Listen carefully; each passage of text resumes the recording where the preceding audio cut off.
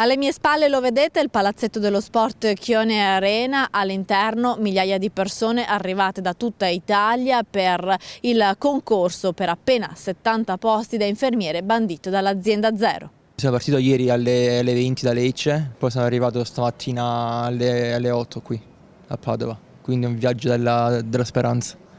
E adesso sei pronto ad affrontare questo concorso? Speriamo che andrà bene, ora vediamo, si spera. Un lungo viaggio di notte, nella valigia i libri e la speranza tanta di conquistare un posto a tempo indeterminato come infermiere in un ospedale del Veneto. Questo ragazzo pugliese non è il solo ad aver attraversato tutta l'Italia per affrontare il maxi concorso per infermiere. Si sono presentati in 2 giorni 6.400 candidati.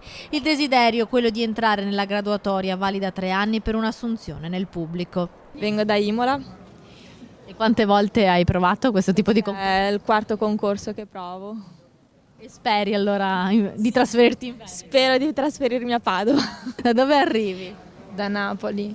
È il primo concorso, è la prima volta che tenti un concorso? No, è il 4º e il 5º.